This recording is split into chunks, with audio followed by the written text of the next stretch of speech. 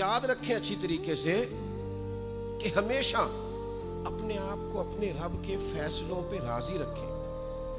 हमेशा कोशिश करें कि मुकद्दर से शिकवा न करें, तकदीर से शिकायत ना करें। जो हमें नहीं मिला उसके बारे में अपनी तबीयत के अंदर तड़प और तलब ना पैदा करें। बस जो फैसला रब ने कर दिया उस फैसले पर हमेशा राजी रहें। ये करके देखें।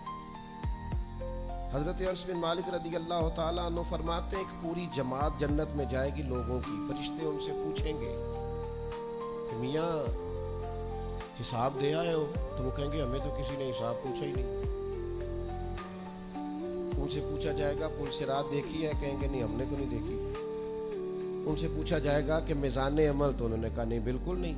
तो कहा अच्छा तुम बड़े ख़ास लोग हो, दुनिया में करते क्या रहे हो? तो कहेंगे करते कुछ भी नहीं थे, रब के फैसलों पे राजी रहते थे।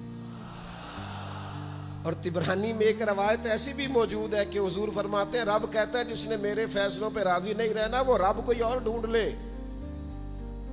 अगर तुम मेरे फैसले पे राजी ही नहीं हो, ओ भाई मैं अपने इदारे का सरबराह हूं, जो मेरा फैसला नहीं मानेगा वो निकलेगा इदारे से। मैं अपनी जमात और तंजीम के ताल्लुक से कोशिश करूंगा कि अमीर की इताअत का सबक दूं। अगर कोई नज़्म ज़ब्त दुरुस्त नहीं करेगा, ये एक हाल है यहाँ के जो मैनेजमेंट के काम है, मामलात है, एक सरबराह अहबाब ने बनाया होता है। अब उसकी अगर बात नहीं मानेगा कोई वर्कर, कोई काम करने वाला, तो यकीनन वो कहेंगे कि मियाँ आप बात नहीं मान रहे, तुम्हारा नज़्म ज़ब्त खराब होता है। लिहाजा अगर आपने हमारे नज़्म के अंदर नहीं रहना तो आप निकल जाएं। तो अल्लाह के फैसलों को जो लोग तस्लीम नहीं करते, अल्लाह के फैसलों को जो लोग तस्लीम नहीं करते, यकीनन वो कमजोर हो जाते। आज बड़े लोग हैं जो वजीफे पूछते हैं अल्लाह कैसे राजी होगा। बताओ वजीफा आपको। इमाम गजाली लिखते हैं कि हजरत मूसा कलीम अलैहिस्सलाम ने अल्लाह के हुजूर अर्ज किया, मालिक मेरी कौम पूछती है तू कैसे राजी होगा, हम तुझे राजी करना चाहते हैं, तू कैसे राजी होगा?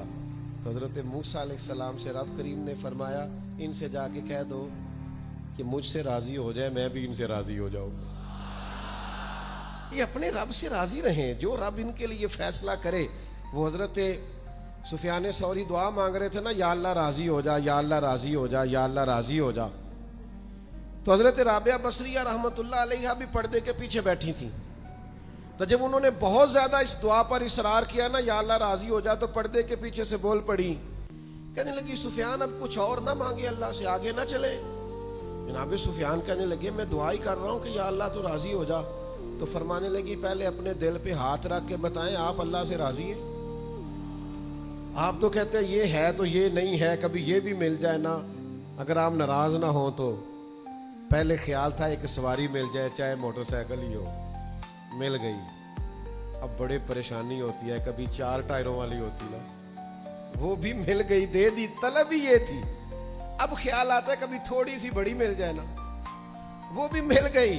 अब जिनकी जरा गाड़ियां ऊंची हैं, टायर चौड़े हैं, वो परेशान करते हैं, तो बंदा तो रोक ही नहीं रहा कहीं। हजरत कलीम से रब ने फरमाया इनसे कहो मुझसे राजी हो जाए, मैं भी इनसे राजी हो जाऊं। मुकद्दर से शिकवा न करें, तकदीर से शिकायत न करें। जो हमें नहीं मिला उसके बारे में अपनी तबीयत के अंदर तड़प और तलब ना पैदा करें। बस जो फैसला रब ने कर दिया उस फैसले पर हमेशा राजी रहें। ये करके देखें।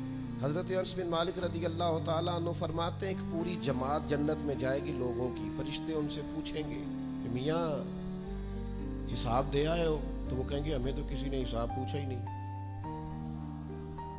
उनसे पूछा जाएगा पुल सिरात देखी है? कहेंगे नहीं हमने तो नहीं देखी। उनसे पूछा जाएगा कि मिज़ान अमल? तो उन्होंने कहा नहीं बिल्कुल नहीं। तो कहा अच्छा तुम बड़े ख़ास लोग हो, दुनिया में करते क्या रहे हो? तो कहेंगे करते कुछ भी नहीं थे, रब के फैसलों पे राजी रहते थे। और तिबरानी में एक रवायत ऐसी भी मौजूद है कि हुजूर फरमाते हैं रब कहता है जिसने मेरे फैसलों पे राजी नहीं रहना वो रब कोई और ढूंढ ले।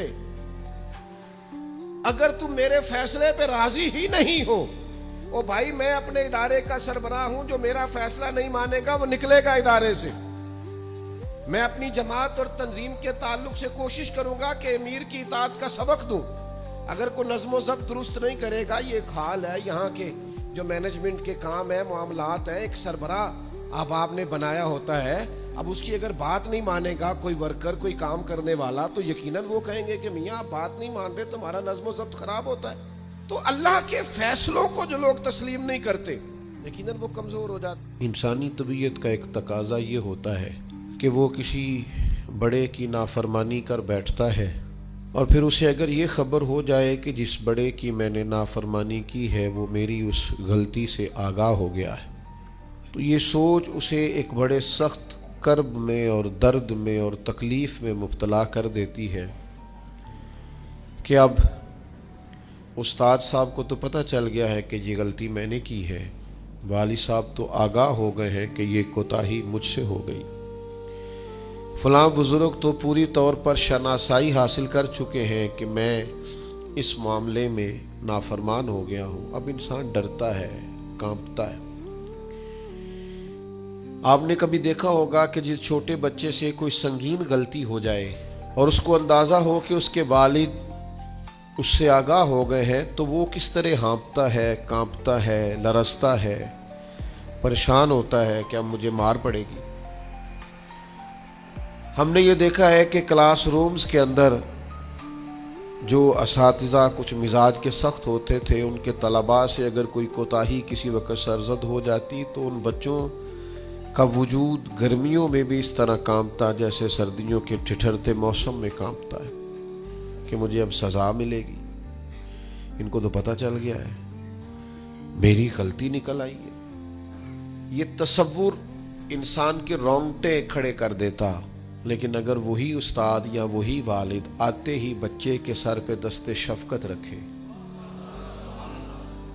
اور کہ بیٹا کوئی بات نہیں، چھوٹوں سے غلطیاں ہو ہی جاتی ہیں، آئندہ ایسا کام نہ کرنا، اور اگر اس سے بھی زیادہ وہ تھوڑا سا آگے بڑھے اور اپنی گردن کو جھکا کے اس بچے کے سر پر ایک بوسہ دے ڈالے، تو اس بچے کو یوں سکون ہوتا ہے کہ جیسے وہ سمجھتا ہے میں ہر گرداب سے نکل کے ٹھنڈک کی طرف آ گیا ہوں، بلا مثال و بلا تشبیہ۔ میرا رب قرآن مجید میں فرماتا ہے، قل یا عبادی الذین اسرفوا علی انفسہم، اے محبوب فرما دو، اے میرے بندو جنہوں نے اپنی جانوں پر ظلم کر لیے ہیں، جنہوں نے گناہ کیے ہیں، رب کی نافرمانی کی ہے، اپنی جان کو دوزخ کا معاذ اللہ سزاوار کر لیا ہے، جنہوں نے اپنی جانوں پہ ظلم کیے ہیں، میرے ان بندوں سے فرما دیں کیا؟ لا تقنطوا من رحمت اللہ، ان سے فرما دیں کہ یہ اپنے اللہ کی رحمت سے نا امید نہ ہوں۔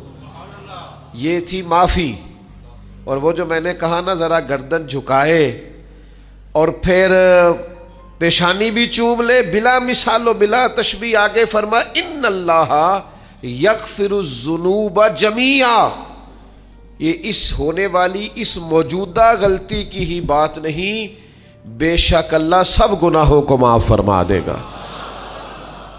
تو مالک یہ ایک دفعہ ہی ہوگا، یہ آج ہی رحمت آئی ہے، یہ کسی ایک مخصوص وقت، ایک مخصوص موقع یا کسی مخصوص تاریخ کے لیے ایسا ہے؟ فرمایا نہیں، انہو هو الغفور الرحیم، اللہ ہے ہی بڑا بخشنے والا اور رحمت فرمانے والا۔ یہ اس کریم کا ہمیشہ کا طریقہ ہے کہ وہ غفور بھی ہے اور وہ رحیم بھی ہے، معاف کر دیتا ہے۔ اور ان اللہ یغفر الذنوب جمیعا، بے شک اللہ سب گناہوں کو معاف فرمائے گا۔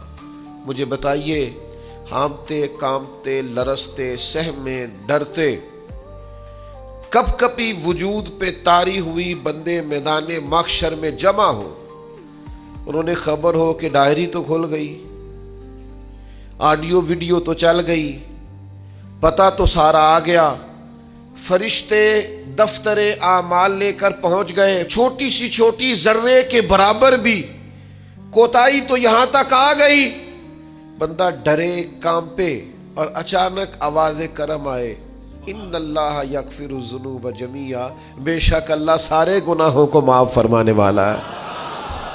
تو کیفیت کیا ہے، انداز کیا ہے؟ اس وقت انسان کے دل کو جو تسلی ہوتی ہے وہ تسلی کیا؟ ان اللہ یغفر الذنوب جمیعا، بے شک اللہ سب گناہوں کو بخش دیتا ہے۔ دوستو، شدید بے سکون، بے چین، مضطرب، الجھے خیالات، سخت بیمار، سخت کمزور، مالی مشکلات کا شکار لوگ، جسمانی بیماریوں سے لڑنے والے لوگ، اور رشتہ داروں اور احباب اور ان کی بے وفائیوں کا شکوہ کرنے والے لوگ، اگر ان ساری تکلیفوں سے نکلنا چاہیں تو حل ایک ہی ہے، ادھر ادھر نہ دیکھیں، اپنے رب کی رحمت کی طرف دیکھیں، اپنے کریم مالک کے کرم پر توجہ کریں۔